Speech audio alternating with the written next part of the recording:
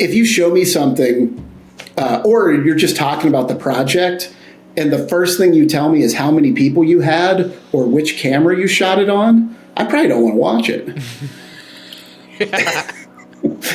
Do you know what I mean? Because just unsubscribe right there. Yeah, like those are the two least interesting pieces of anything. Like, right. That state where like form and function are actually unified into an experience, to me, is the magical place that like I aim to create, where it's like, oh, that was a training video. It didn't feel like a training video. It just felt like I knew what I needed to know, you know, and that like facilitation of flow and engagement with the experience is the thing that I'm personally looking for and looking to create, regardless of whether it's helping a bank get new customers or helping, you know, college admissions or, you know, working with Apple. Like, it doesn't matter really. On one of my sets, I'm not going to be like over that Video Village being like, oh yeah, let's try that. And then like walk over to the team and be like, you guys are never going to fucking believe what bullshit we got to do right now. Yeah. All of these problems, whether it's like clients complaining on set is a trope, clients complaining during post, these notes, it's all a symptom of lack of alignment, clarity, and trust. Absolutely. And that like my intention is to generate alignment and understanding and trust from the beginning of the project, from like first discovery call through the process, to maintain that alignment. And that like we are willing to shift our process, to shift our scope, to shift everything to maintain the integrity of that. In our business is like, you know, people get really excited about the way that they made something. I want people that are excited about what they made. Right. Oh, you know, yes. Like, those are my gangsters. Those are the people I'm looking for. Welcome back to another episode of Second Order Change. Today we're doing part 2 of our conversation with Jason Adams. Jason is a filmmaker, entrepreneur, artist, and more things, more titles than I could even possibly fit into here, which if you've listened to part 1, you're already aware of the dynamo that Jason is, and you're excited for part 2 of this conversation. I know I am, and we just dig into more, because that's really what we're getting after here, is greater degrees of understanding, greater degrees of connection, greater degrees of action, because that is all part of the process of how you step into the fullness of who you are and create the life of your dreams, which if you didn't know, that's what we're talking about here. Second order change is irreversible change. It is systems level irreversible change. And that process of stepping into new levels of awareness and understanding, new levels of courage, new levels of embodiment, those are changes that don't go back. And as I have grown through my creative journey, things have continually shifted, and I have seen second order change after second order change, and it has brought me into new levels of creativity, new levels of abundance, new levels of just fulfillment in everything that I'm doing. And I'm excited to share more of that with you. So we're going to share some more of all of that, if that's interesting to you, right now in our conversation with Jason Adams.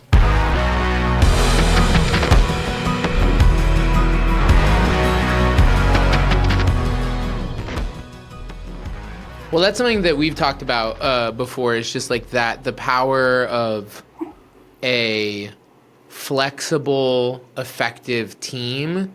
And like, and it's, I feel like the way that so many productions go now, because again, we're not talking about your $700,000 Nike commercial or whatever, but let's just talk about like a lot of stuff that has to get made. So I'll use the example of like this J&J thing that we did, 3 months ago.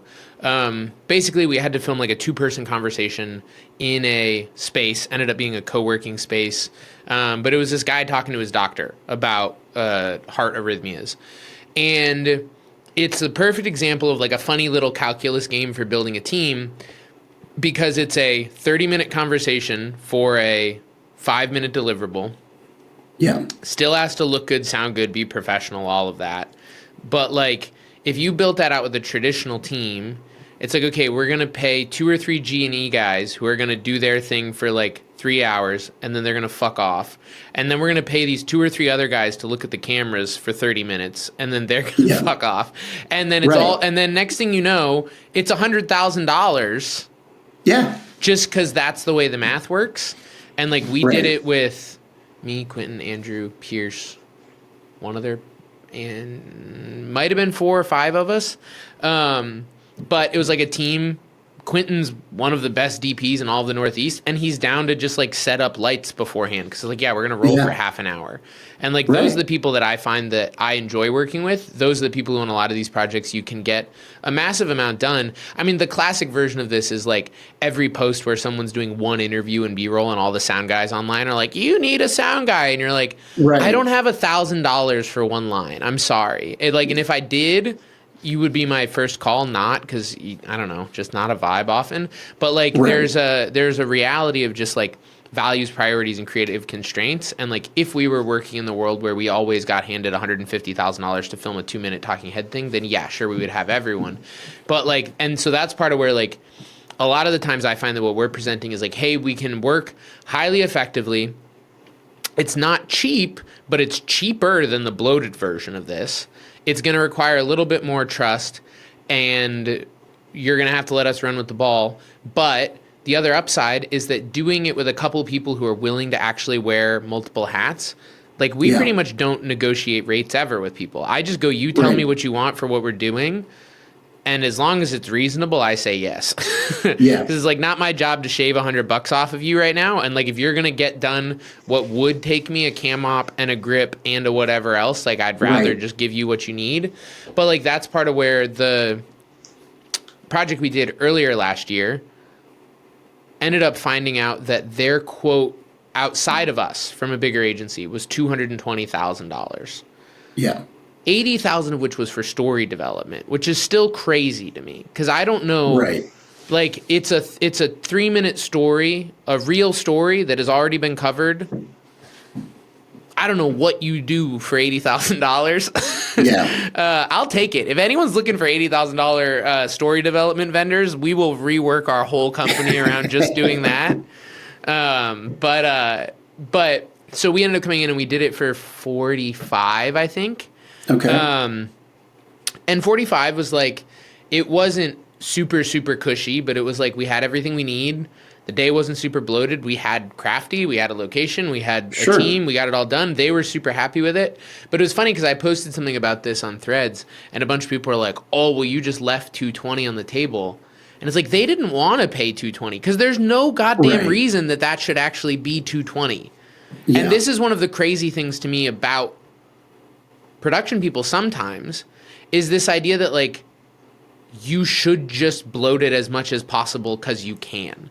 Which is another thing that I'm just like, maybe I'm naive. I don't feel good doing that to a client. If they want to give us a bunch of money and we pull out all the bells and whistles, I will gladly do that.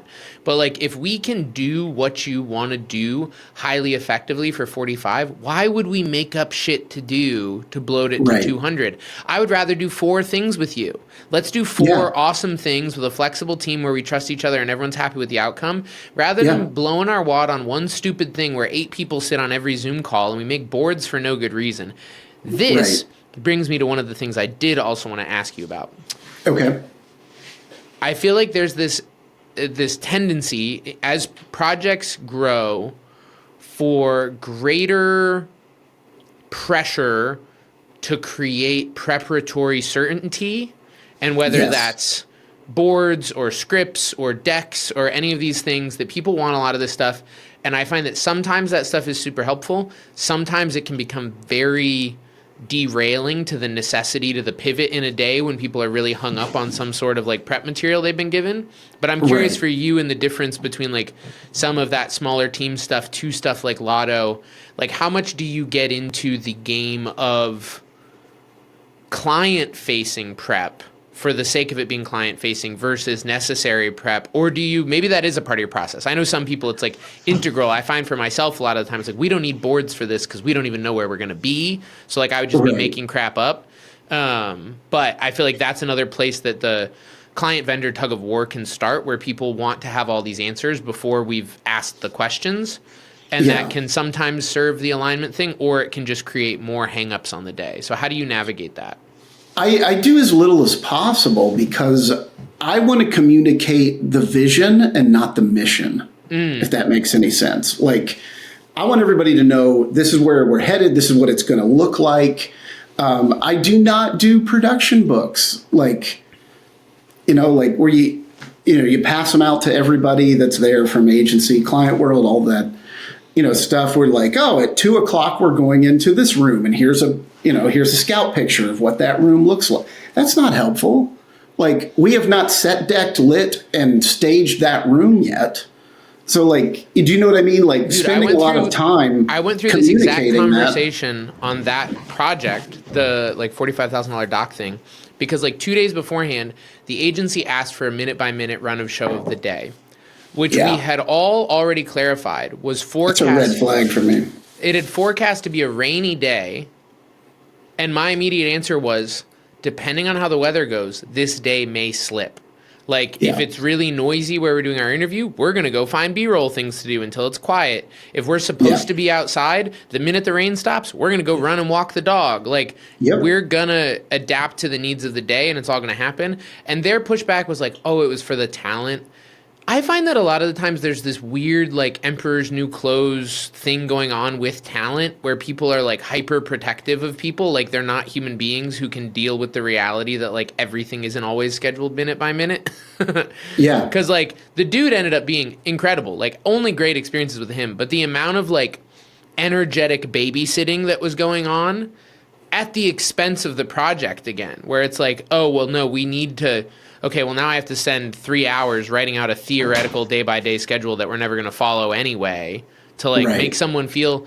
And I guess that's an example to me of where it's like, so you do it, and then you immediately fall off it because you knew you were going to fall off it. And then people come up to you and they're like, well, why aren't we doing what it says in the book? And it's like, because we were never going to do what it says in the book.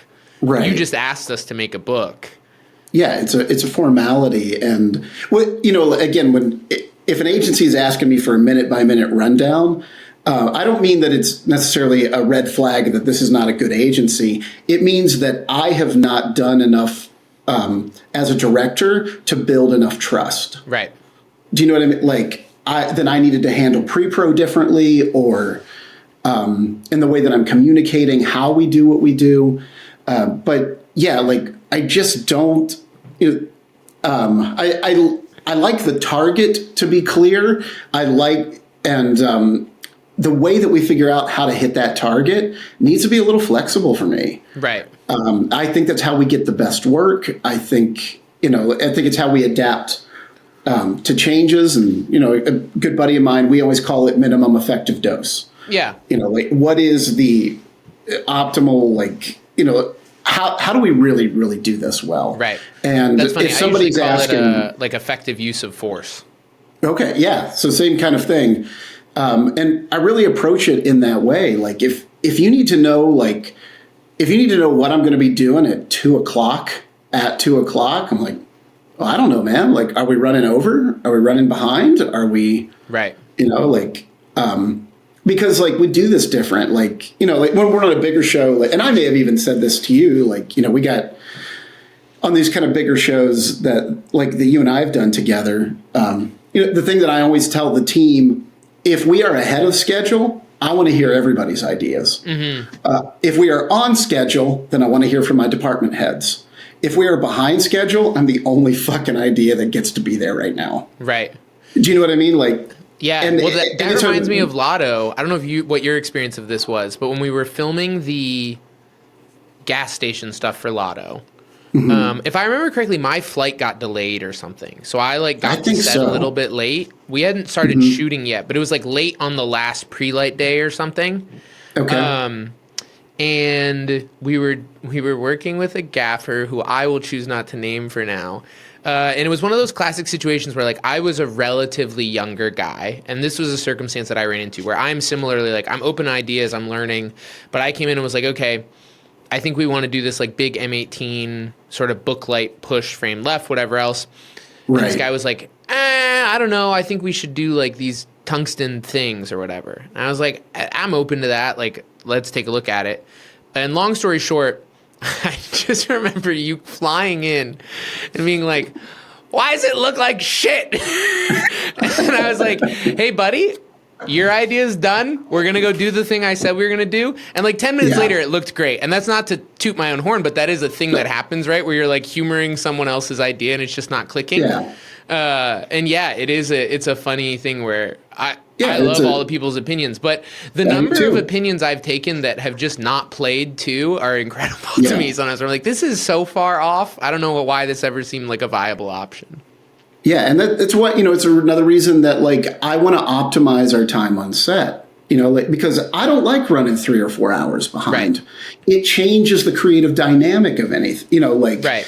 We're not, like, what if there is, like, what if you got 2 ideas as a DP and you kind of want to A/B those? Like, I would love to have the time to see them. Do you know what I mean? Like, right. So it's another reason why I don't just want to do this, get me 15 specialists that can all, like, hey man, let's fly in that 6x. Oh wait, these are all art guys. Right. Somebody hops on the radio. Somebody start. A whole G&E team has been out smoking in the truck for 3 hours while we've been shooting out coverage. Right. Which is I'm not dogging that. Like, do it.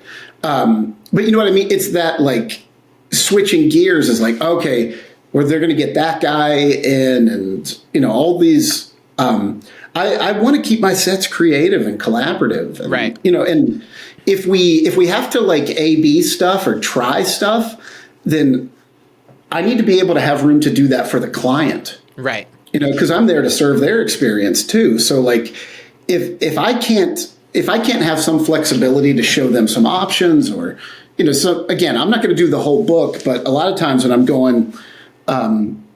Because I end up editing a bunch of this stuff, which is a whole other methodology thing. But, a lot of times I'll get there and I'll show the client the next 3 or 4 setups. Mm-hmm. Sometimes even, like, just on the phone, I'm like, hey, I really got to shoot out this sequence, so we're not going to stop. Like, we've lit this so that I can just roll the camera and get my master, get my 2 overs. This is where we're heading. And I'll kind of show them that before we take a run at it, mm-hmm. so that I don't have to kind of stop and, hey, okay, shots up on the monitor. Are we good? Like, you know what I mean? Like, sometimes I'll take people through a sequence and say, hey, I'm going to make up some time here.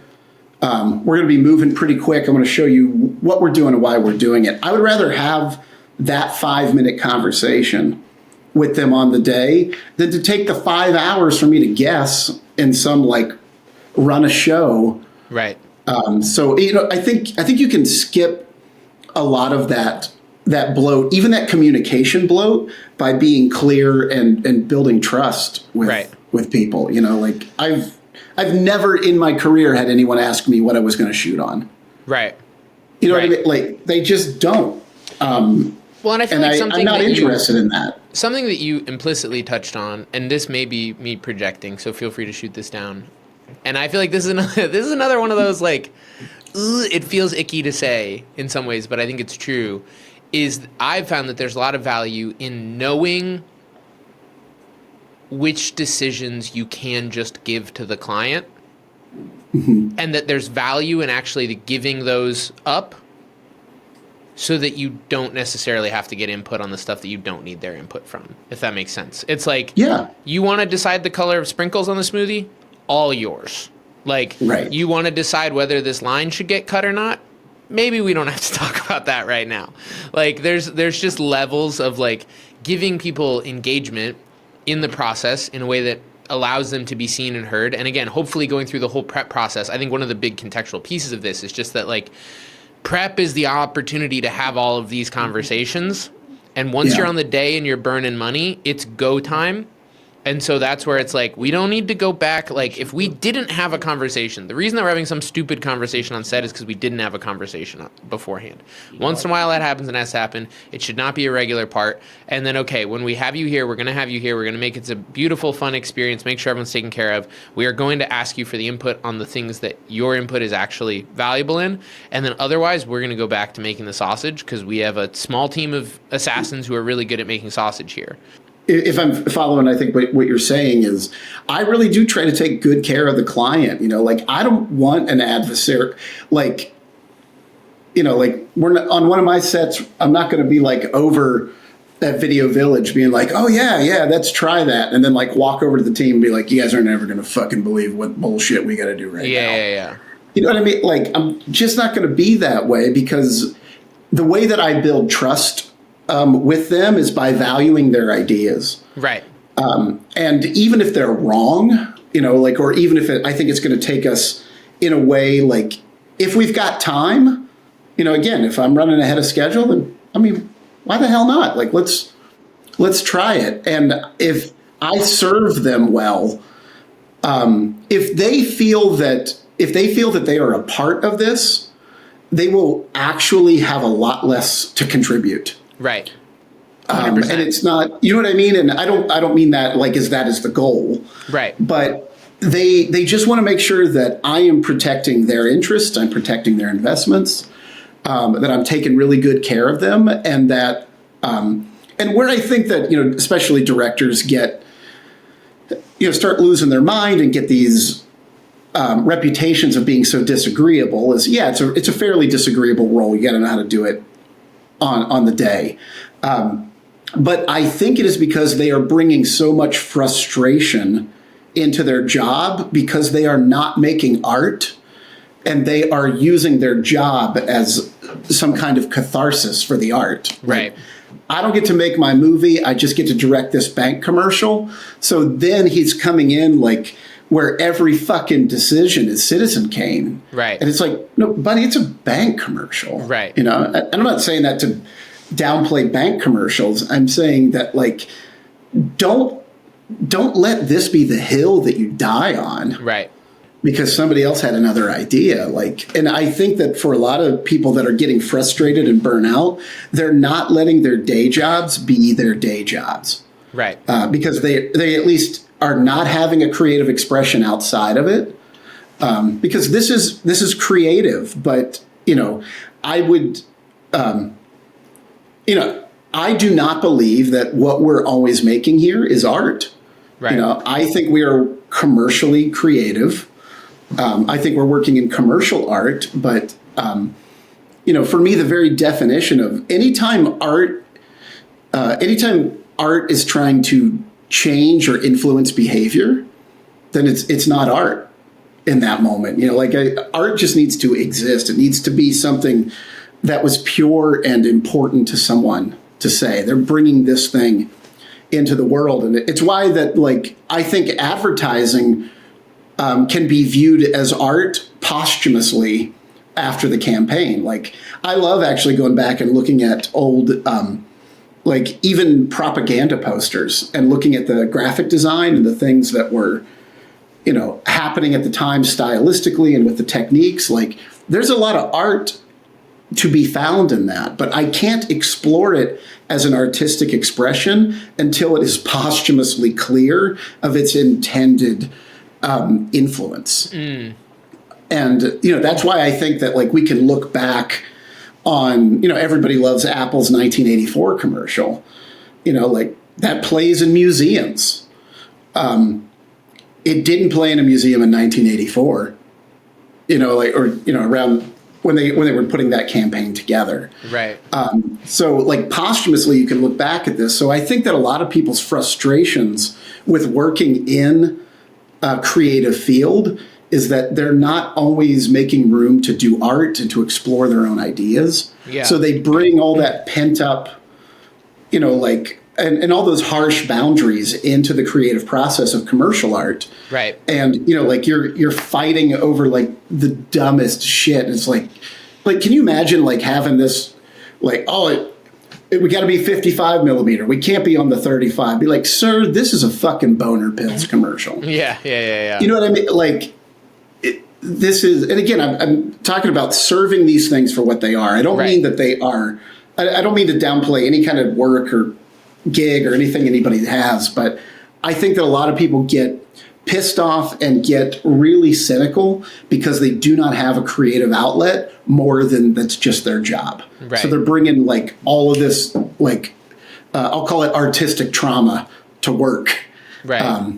Because they're just not making the time to, and again, it doesn't have to be filmmaking, you know, like the majority of my photography work, and, like, you know, like, I very rarely sell photography as a, as a part of this.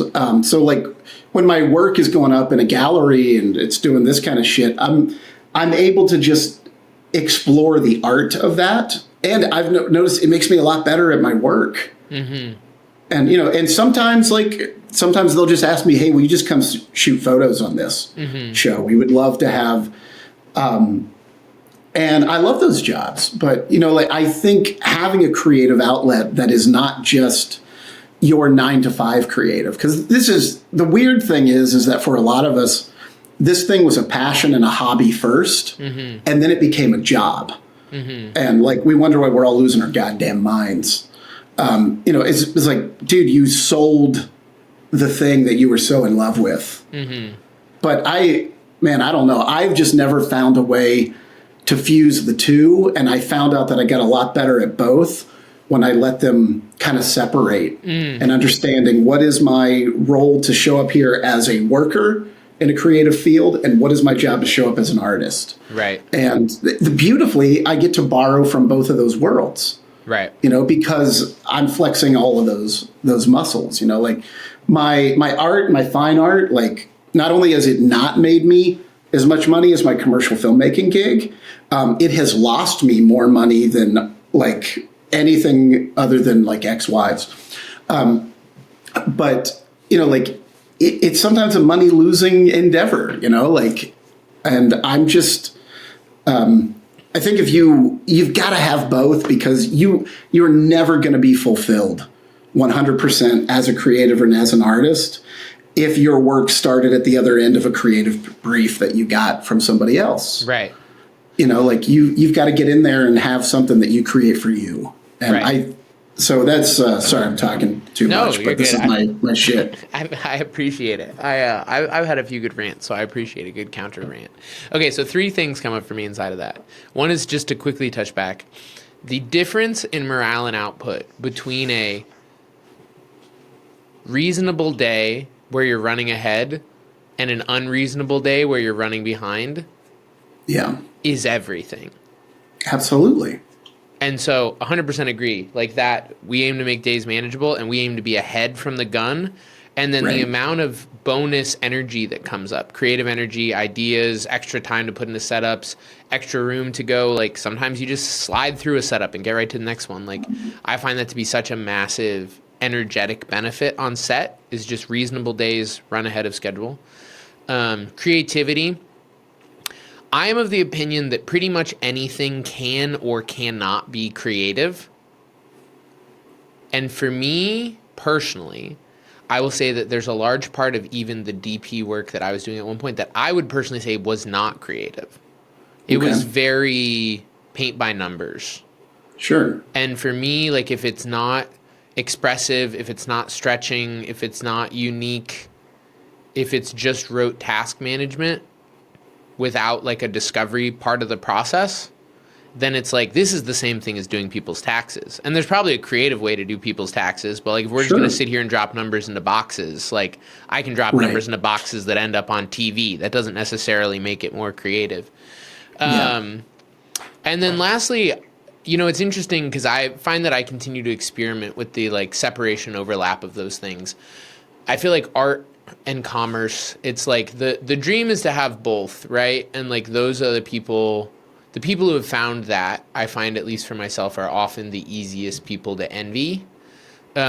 Probably from a somewhat mythological and disjointed concept where it's like, oh, well, they just get to do whatever they want and it's like a magic money tree that they shake, Which to be fair, it does kind of seem like Donald Glover and Ryan Reynolds do kind of live in that world. But I feel like for myself, it's like having room for that expression, having room for the reality of taking care of what you have to take care of in your life.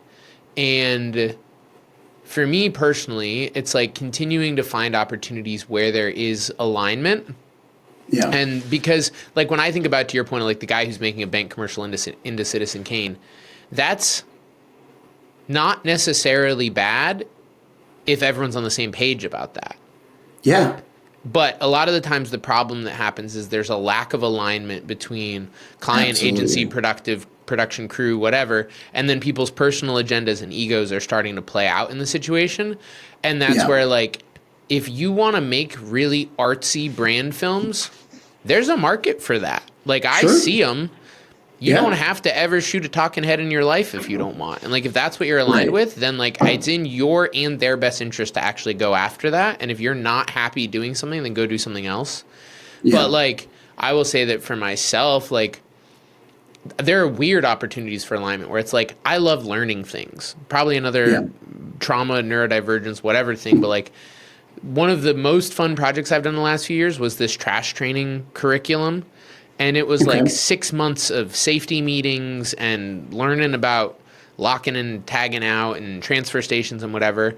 But like, it was an opportunity for me to go in and like really care about learning all of this crap and turn it into a bunch of like 5-minute compelling videos. And it's not high art, but it's fun and it's aligned with things I care about. And I was able to show up and be excited about it and bring a team together and pay a team well. And like, it served the client really well. And that's a win as far as I'm concerned.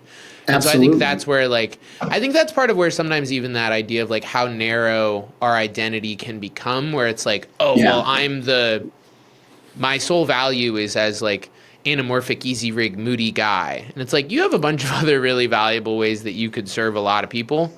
And like, as long as you're using skills to serve people in a way that's exciting to you, I find that to generally be fulfilling.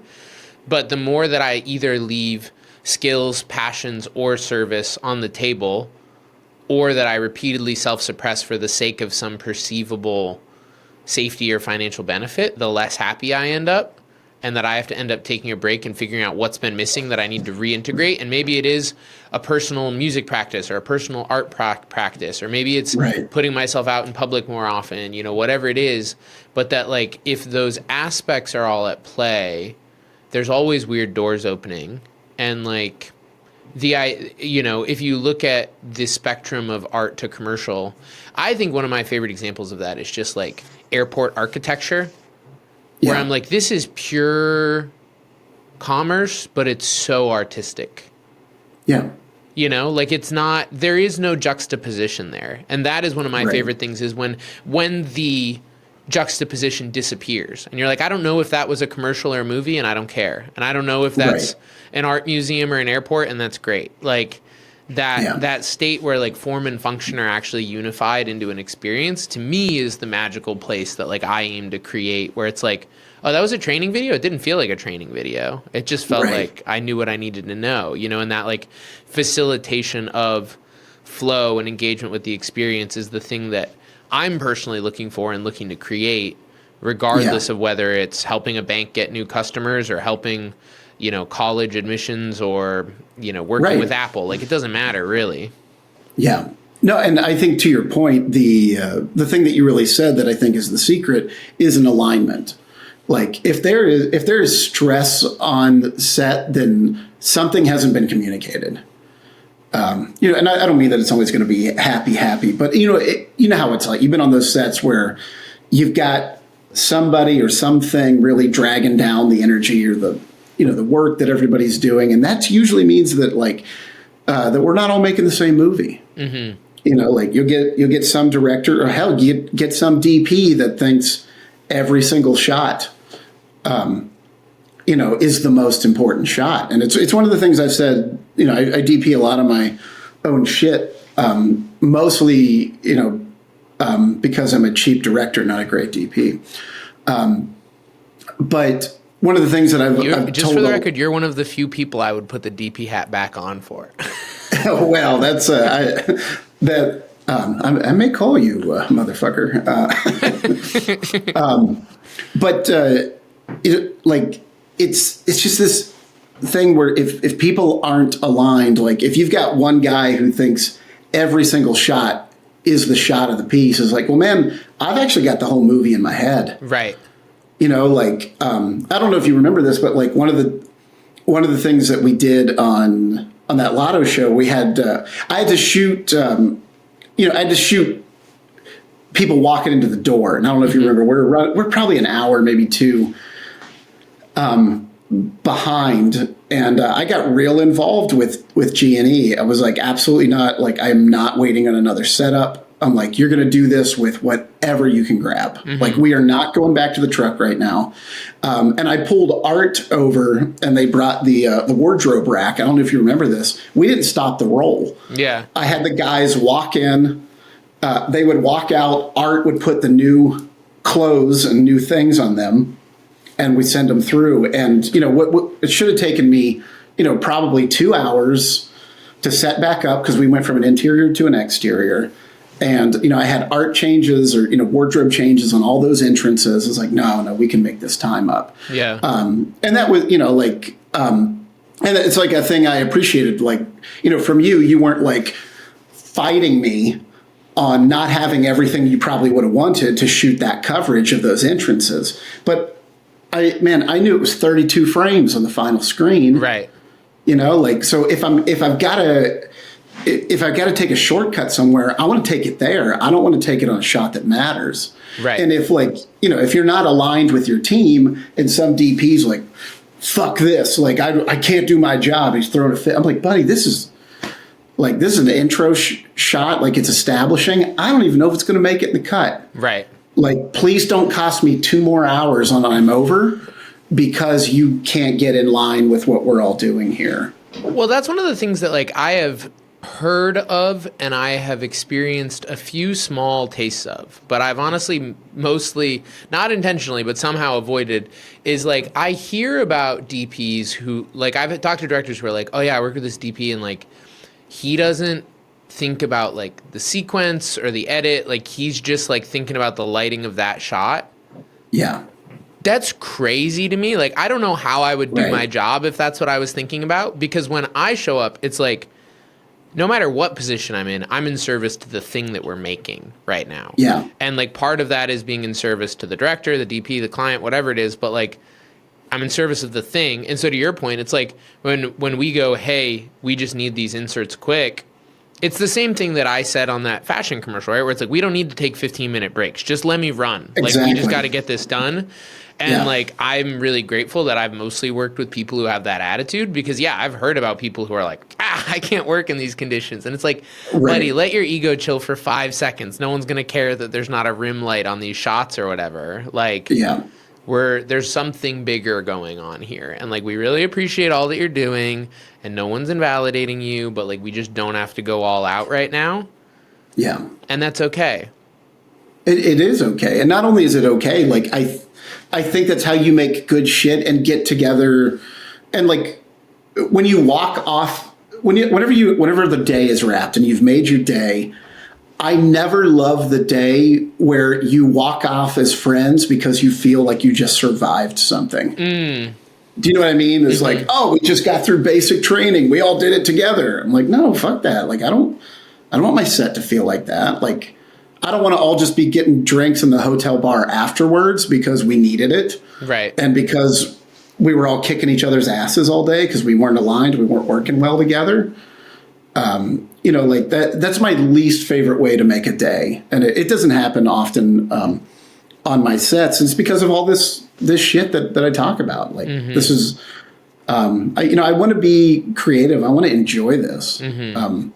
And I want my clients to enjoy this.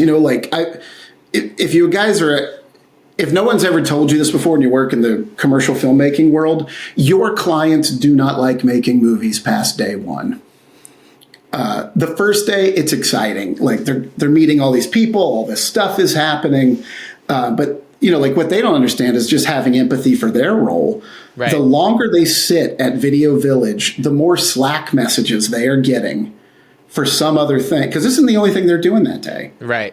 They got all this other shit that's on fire. So some of the best ways that you can serve your clients is getting them the fuck out of there as fast as you can, because their job isn't making movies day in and day out. Right. They're managing clients, media buys, all these schedules. I will say the other side of that is the client who doesn't get out of the office and this is their one chance to go be a human who's really excited. Yeah. But even that, man, I've seen that evaporate just after a couple days because it's the longest running kind of idiom in the industry is hurry up and wait. And it's for, especially for, a lot of agencies bill by the hour, like functionally, like creative directors, they're having to sometimes log hours against the project. So they're acutely aware of how many hours have passed, like this is something they're tuned into that we don't really, like whenever I look at something, I'm like, I got 3 hours before I got a company move, which means I got 3 hours to play with, like maybe I'll run behind, maybe I'll hop ahead. I don't know. All I know is that first AD is going to throw something at me if I'm not closing the door to the truck at 3:35. Like, but what happens in that little time where I'm in this like single lit setup, like, I can play around in there. I did a project a couple months ago where an agency had 2 different productions for 2 different clients. And what we decided to do was client wasn't going to be there either time. So it was just agency and us. So I ran both productions simultaneously. It was 2 whole projects that probably would have taken 4 days each. I wrapped the agency on 2 shows out in 2.5 days. Wow. And it was a lot of pre-pro work because sometimes I'm pointing the camera this way and I'm shooting one project. We flip it around and I've had Art like set deck out the other direction and built a coffee shop. And, like we swing back around and shoot coverage, which goes into a whole nother show. Right. Little things like that. I got the agency in and out of there in a couple days like that. That way they can get back to work.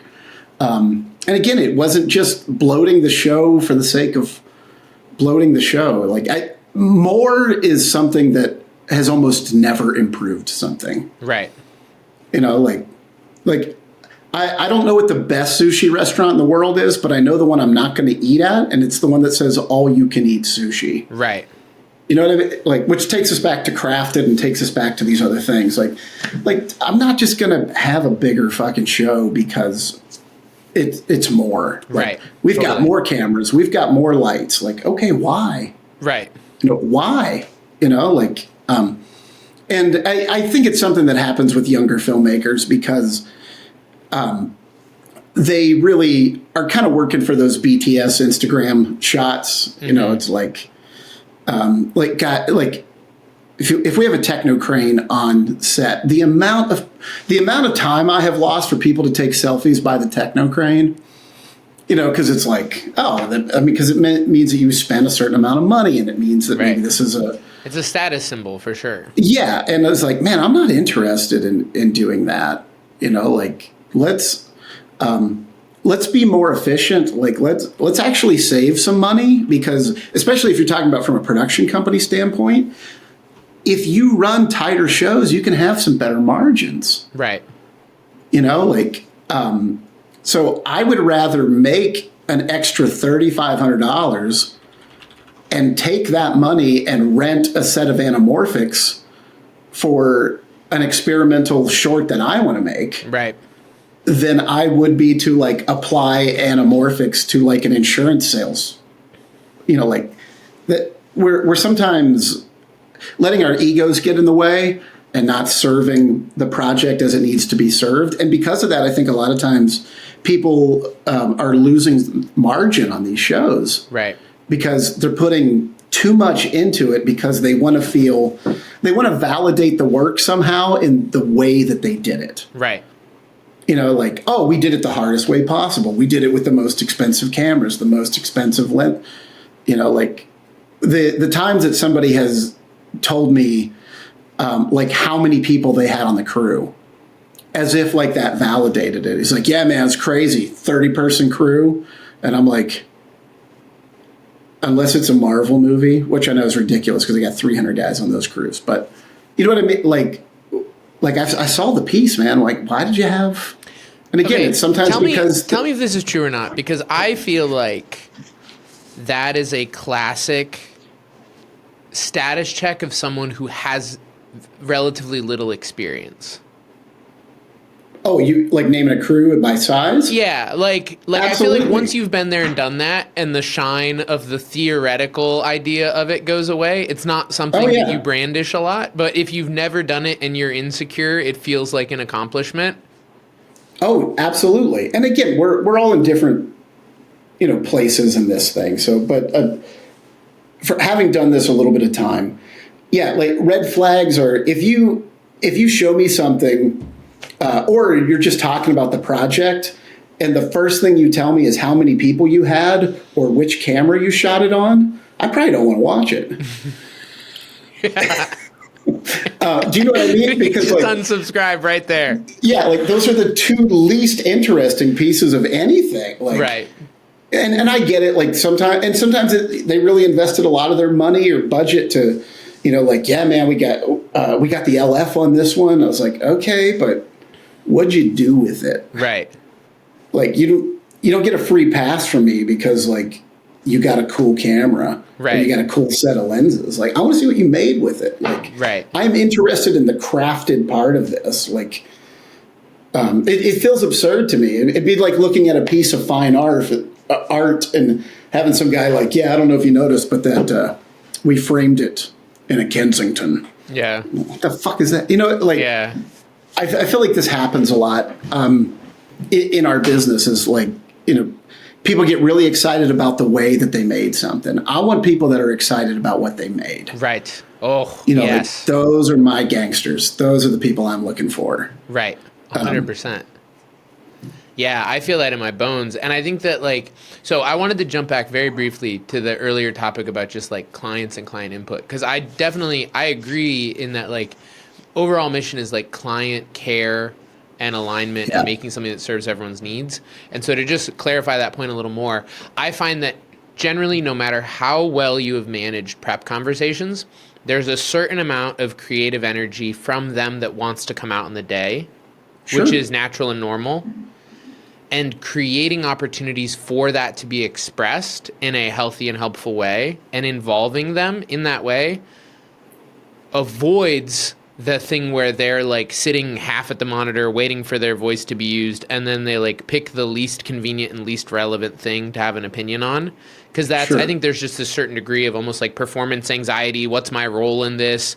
And so when you give them a role and you go, actually, can you go look at wardrobe options for this guy? Or actually, do you have any strong feelings about, do we look this way or that way? When you take some of those coin tossy decisions and allow them to be involved, they don't sit with the anxiety of we just spent $150,000. What am I supposed to have an opinion about on the day? And it's the same principle that when we send edits for review, our general overview is here's the edit, here's the status of it, here's how it hits on all the things that we talked about being important, and here's the question or two that we need your input on. Yeah. To send someone an edit and say, send us notes is insanity to me. There is no good reason to ever give someone something and make their mission to figure out what's wrong with it. Right. And that is the way that it gets framed so often. I've been CC'd on agency emails, and then you get the list of notes, and you're just most of these are not actual problems, but when you put people on a witch hunt, they find witches. Yeah. And so I feel that, to me, that's the thing is staying as the curator of the big picture vision and on the going back to the vision and going, here's how we're staying on the vision. Here's where we can involve you. Here's how we're staying on the vision. Here's how we can involve you, because you're constantly mediating that dance. I remember listening to Elliot Rausch talk about it a few years ago, where he was like, my job is to be the asshole bulldog who is the one person who actually fights for the vision through this whole process. Mm-hmm. And I think that's part of the dance is going, how do you, without being overly combative and exclusionary, because we've worked around those people, it's okay, this has to remain collaborative, but someone does have to fly the flag of the vision and keep bringing us back to center on that. Otherwise, there's just too many opportunities for the committee to kill this thing throughout the process. And so we're going to involve you. We're going to be understanding of the limitations and people's energies and all those things. But the service of that at the end of the day is to the project, which is the service back to you. But it's a disservice for In any service business, to give anyone anything and just be like, tell me all the things that are wrong with it is a wild question. But I find that that's the way a lot of people end their projects. And then they're indignant that their client picked their thing apart. And it's like, you asked them to. Right. No, it's a strange, like just, from a methodology standpoint, like, and I got nothing against, this tool, but like, I don't use Frame.io. Absolutely not. Like, oh, this is a great way. They can pause the video and put in all the notes. I'm like, no. Like and I think it's another thing about like not serving the client well on the day. If you're just burying their voice, you're really just delaying it to post. 100%. So like, if I really do my job on the day, we should have really minimal edits. Right. And, like, I don't like the construct of I send you a link. 99% of the time I'm in the room the first time they watch it. Right. And that's something I'll book extra days for that.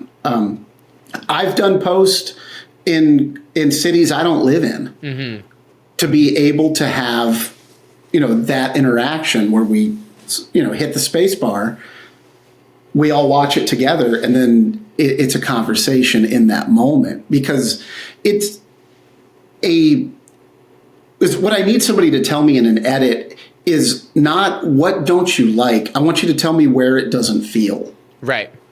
Do you know? Because a person that doesn't work in editorial or that doesn't work in filmmaking all the time, they're really not going to be able to give you a punch list of how to fix this. Because they don't do this all the time. I mean, it's like if you went to a high-end restaurant and then you're like, I think that you need to boil your sauce for 2 minutes longer. Yeah. And, like, what I don't want, like, don't give me the techniques. Give me the vision of what's not working for you. To your restaurant analogy, tell me, like, oh, it's a little salty for me. Where a chef knows that, like, oh, well, it may not actually be the salt. There might not be enough acid or fat rounding out the dish for their particular you know what I mean? Like maybe it's not add more salt or less salt. Maybe it's, they actually want this to be a little bit more acidic, which will bring out these. So yeah, like it's why I don't really like to use those Frame.io tools, or I don't like the construct of it. Right.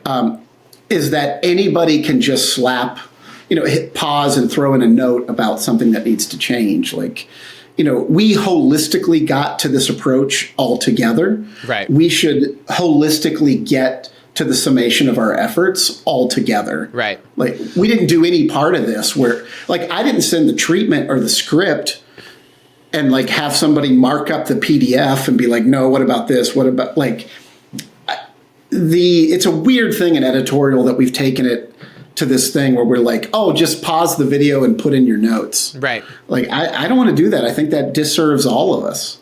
Well, and I think that's part of where I agree. I feel like there's like certain times and places, like internally I find it helpful. Sometimes externally there's like stuff that gets nitty gritty. Like this pharma stuff, there's a lot of disclaimer stuff that ends up going on, and being able to get like time codes for that stuff is really nice.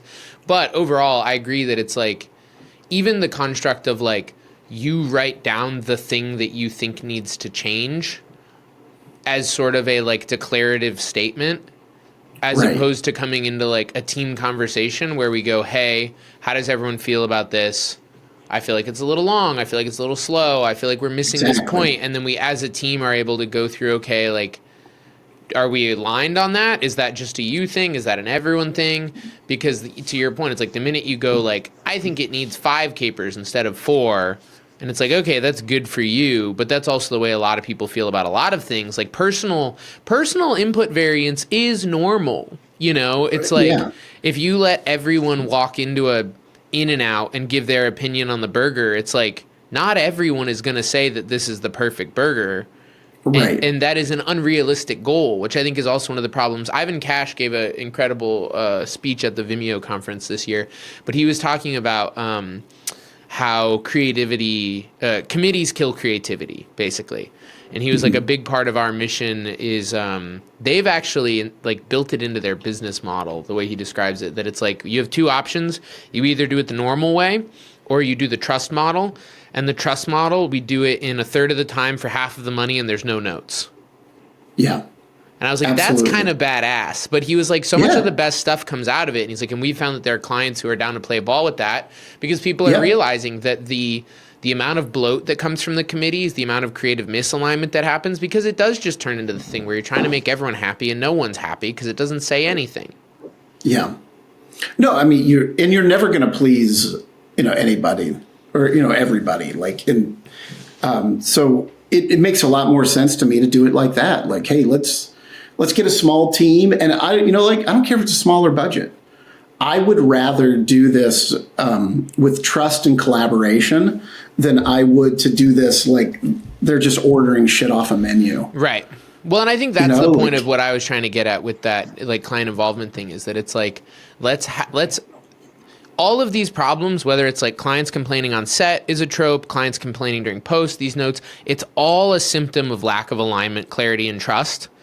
Absolutely. And that like my intention is to generate alignment and understanding and trust from the beginning of the project, from like first discovery call through the process to maintain that alignment. And that like we are willing to shift our process, to shift our scope, to shift everything to maintain the integrity of that.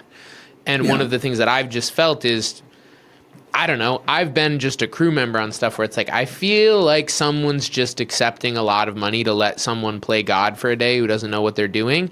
And it's not in their best interest. It's not in anyone's best interest, really. Like, but I guess there's money moving across the table. And like it creates burnout on your team. It creates unhappy clients. Like it creates all these problems because you just like didn't have a conversation. And that's the other crazy thing is like the number of projects that I've seen go sideways because people are just avoiding having like basic update conversations, whether that's scope or creative or whatever else. I mean, my favorite example, is still that dental insurance stuff. I got told that we didn't have money to paint the psych. So we ended up like putting a vortex on the ceiling and it was mostly fine, but you couldn't see the floor, right? Like you couldn't go down to people's feet. And at one point they had a ballerina and they were like, we want to see the floor. And I was like, it doesn't happen here. And like, well, what if you turn the light? And I was like, if I turn the light, she's going to be green, which isn't a vibe. So I can try it. And we did it and it didn't work, put it back. Anyway, day ended up being fine. But I found out after the fact that it's like a $3 million ad buy. Right. And it's just like, I feel like if someone asked someone, we could have found the $900 to paint the wall to make our like $3 million plus project go okay. And I get that there's a point where the buck has to stop and like you can't just endlessly be ratcheting additional requests. But like I feel like there's some point where we've just lost the sauce on this, and whether someone's like being overly protective of their margin or their, whatever it is, like there's all sorts of things that can come into that position. But like I've been in a few projects recently that we've been involved on post on where someone shot stuff and they're just kind of avoiding having a status update conversation with the client and trying to like magically get to a finished product that there's a lack of clarity on. And like the scope isn't there for what they have to do. You overshot a bunch of stuff and now it's going to take a lot of work to like hamstring it together. But like they don't want to have a budget conversation. Like no one wants to fess up to that this is a little bit sideways. And then the client ends up getting annoyed because they're like, why is this taking so long? And it's like, well, we're trying to build a city for $5 because someone didn't go have an update conversation. Right. And like, I don't know. That's a story with not a whole lot of point to it outside of just another place where I've really felt the importance of being upfront with those conversations with people. And I find that, again, like, I don't know how it is in big agency process world, but I can't imagine it's that much more complicated. Like so many of our client relationships, it's like you go have a conversation around scope and it's uneventful. Like we send an email that's like, hey, we had to go look at this location. It's going to be $3,000. And they're like, okay, great. Throw it on the bill. Like it's not even a real conversation. So I don't understand how on these like massive things, it becomes such an untalkable fine line. But yeah, I don't know. I guess like I'm curious, what's your experience with that of like getting what you need? I don't have a lot of those. I don't have a lot of those situations where the decisions are out of my control. Mostly because like I'm just working from a budget number, which is another reason why I like to just say like, hey man, tell me your budget. Like, you know, I don't even care if it's like secretly half of your budget and you're doing some kind of arbitrage game where like, I'm gonna tell them it's 50 grand, but you know, we got it in the budget for 100. I'd rather do 50 well than take the full 100 and do it in some like weird thing where they're micromanaging, you know, like little things. I do not allow anyone to book my flights. Like they're like, oh no, we'll book your flights. I'm like, no, you won't. You're absolutely not, because I'm not gonna, you know, like I've seen that happen. Like routing me out of city, you know, like yeah, like LAX is going to be cheaper, but like based on where I wrap, like maybe I need to go out of Burbank, and maybe that, you know what I mean? Like, yeah. And otherwise I'm going to end up parked in the 405 or so, you know, and there's all these like little things. So I really try to negotiate, not even negotiate, but just to have an understanding of, I need to be able to move within this budget. Right. You know, like, and I think it serves them better too, because they're not sweating the details. And it's a reason we don't really break out. Like almost all my invoices just have a number at the bottom. Well, I was going to say, I feel like that's part of how we tend to work directly with sub vendors and stuff, is like, I'd rather just give you a bucket. You tell me what you need for a bucket, and then you do what you got to do. Yeah. If you come in under budget, great, keep it. If you have to stretch it a little and eat your margin a little bit this time, do that. But like, if we give you $5,000, $10,000, whatever it is, like just figure it out. I don't want to deal with your hours. I don't want to deal with every little $5 line item for Starbucks. Like, I'd rather just pad the whole thing and make it easy. And I feel like that's generally the way that we end up with operating with people as well. The other point inside of this, I'm curious about your like pitching and invoicing process. One of the other reasons that we started shifting to that was actually because of the business and tax implications of what you're selling, as far as like rental equipment and labor laws, and like the minute you're selling, it's like Connecticut has like a sales tax rate on data processing. And so if you like line item like hard drives or computer stuff, that has some other bucket it's supposed to go into. And like it just gets really complex really quickly. And so that's part of where like pretty much everything that we do at this point just comes in as a single video production line item. Or like a creative consulting line item or whatever it is. And it's all services, and it's all outcome focused and like not overly specific on what goes into those sub line items. And it gives, it protects everyone and aligns everyone without making anyone too ticky-tacky on anybody. And it's like, here's what we agreed to do. Here are the big parameters. Here are the things that if they changed, it would change this. But yeah, I find that like that whole world where we're all getting into like, how do we save $50 on a flight is like, it's not worth anyone's time and energy. No, it doesn't serve anything well. So like, I don't like managing it like that. Right. You know, like there are, I had a show that we were doing for an agency, maybe outside of DC, somewhere in the DC market. And, I had my gaffer kind of come down. It was just me and him. I was running camera. It was a bunch of MOS B-roll stuff. So we're running around, like he's lighting everything. We're taking our time to make sure our shots look good. But I knew the coverage, and I've worked with this guy a lot. So we had 8 hours on the schedule. I shot out all the coverage in 2.5, and like wrapped. And the guy from the agency is like, I don't know what to do. Like he's like, we told him it could take 8 hours. I was like, yeah, but it didn't. Like, and he's like, what should I say if we get pushback on the budget at 2 hours? I said, tell them to hire people less talented. They can do it slower. which is like some bullshit flex. And he was a buddy, so it was something we kind of had to laugh about.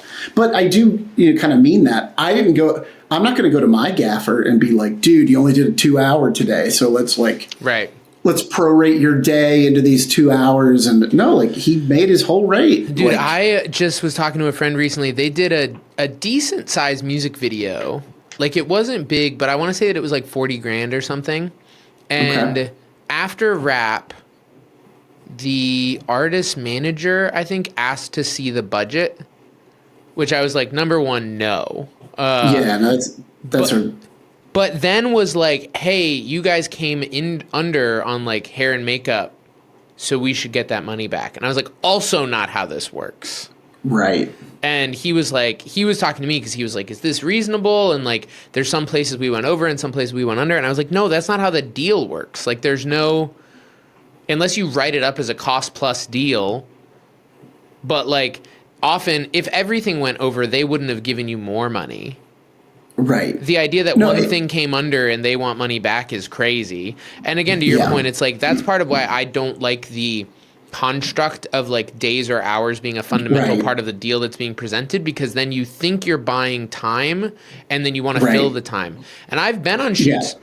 The time is not for sale on my shoots. Right. But we don't do that. Like that is the fastest way to get, because you are incentivizing people to do their job poorly and slowly. Right.